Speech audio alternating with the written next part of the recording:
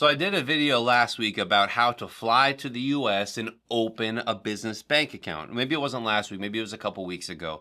But I gave the whole sheet on there, and maybe I'll link it again. Maybe I'll share my screen actually and go through that sheet again because I think it's really helpful. But I want to give you an update because the banks are starting to be super annoying. I want to give you an update about how the banks have changed in the US and what they're looking for in terms of these addresses and stuff. Before, my friends at Chase were super helpful and they would open bank accounts without having a residential address in the US. Like right now, if you're a foreign person, you're new to the channel, you can have a US LLC, you can do entrepreneurial stuff, business, make money in US dollars to your US bank account from your US clients, but as long as you're doing the service abroad, you don't pay taxes. Now, the problem in this setup is that you need to open the bank account. Opening the LLC is pretty easy, the EIN pretty easy. We do it really efficiently for our clients and we give good addresses, which I talked about in some of the other videos. But we want you to get these accounts open, and that's why I'm making this video, because a lot of people will open up an LLC and then fly to the US to get the account open. And I had some clients last week that flew to the US and they weren't able to get the accounts open. And it was extremely stressful.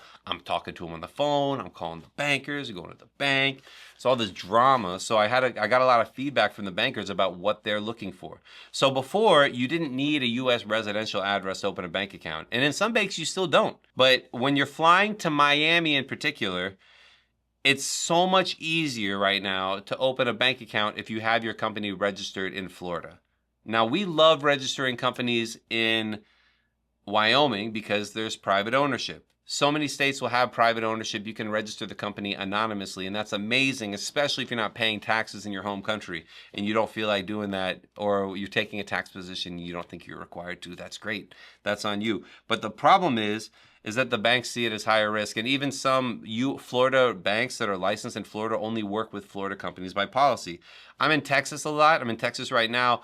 I find the same thing in Texas. A lot of the Texas banks don't want to work with with a company if it's not registered in Texas. Now, having a company registered in Florida or registered in Texas doesn't cause you to pay tax. It doesn't change anything from a fiscal or tax standpoint. It just, if I register my company in Texas, you can see that I own it and it's public and I don't like, and you have a right to privacy. That's why so many people do register in Wyoming. But if you find yourself flying to Florida to open bank accounts, it probably makes sense to register your company in Florida. Now, if you have a Wyoming company you've been using that you love, you have a Mercury account with, you want to keep it, you can just register that company as a foreign corporation or as a foreign company in Florida, and register that company in both states. It can be registered in Florida so that when you go to Florida, you can look at sunbiz.com, or sunbiz.gov, and you can look up your company in Florida.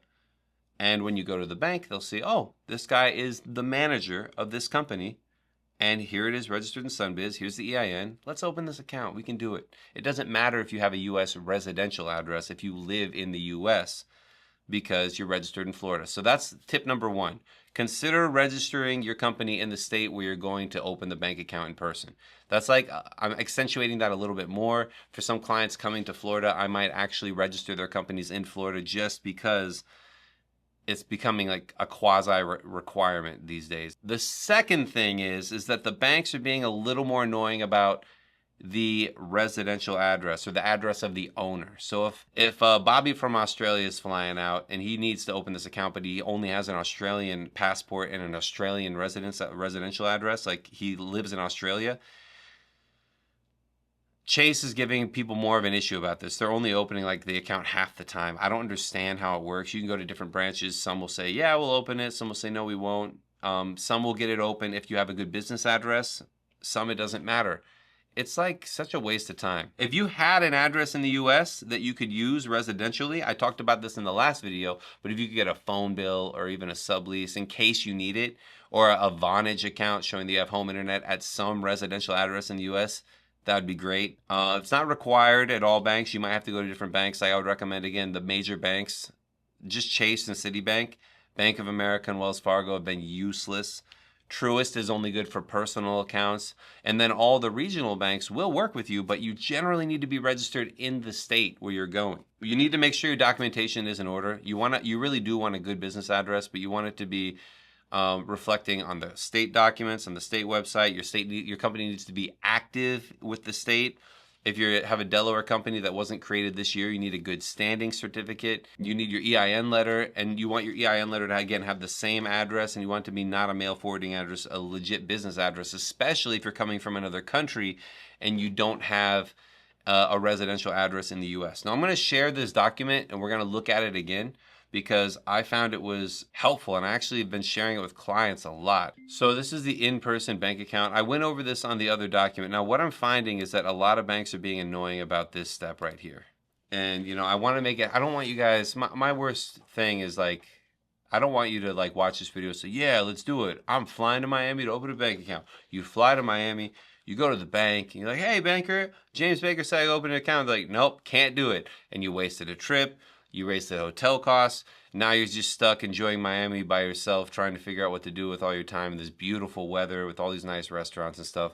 But again, I'm being silly, but I don't want you to waste your time trying to do this stuff. If you come out here with a residential proof of address and you come out here with your LLC registered locally, definitely 100% leaving with a bank account. You might have to work hard, but when we're talking about this, we go to Google Maps and we go to Miami Bank. And we're going to go down to Miami.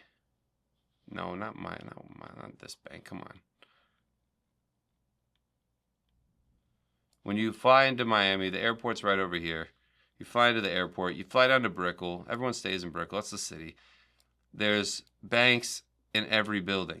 There's just like down, when you go down Brickell Ave, on every corner. It doesn't show them on here. I don't know why they're being so annoying about the Google Maps.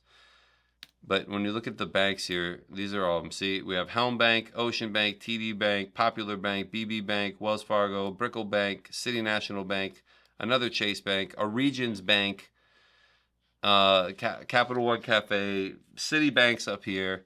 This is just this one street. It's a beautiful street. You can walk by. You can go to all these different banks. At first, Florida Bank is one I seem to like. I really like them.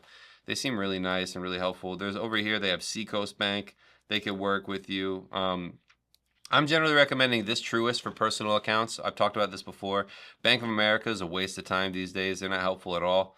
PNC Bank only for personal, potentially could work. CitiBank can work for sure for business accounts, but they're, again, a little finicky. You have to schedule an appointment ahead of time. And then we have First Bank, Ocean Bank. You need to be registered in Florida for Ocean Bank. Same for First Bank, I believe. Helm Bank, no. Valley Bank's great. I think they do a lot remotely, but you can go there too. We refer a lot of clients to Valley Bank.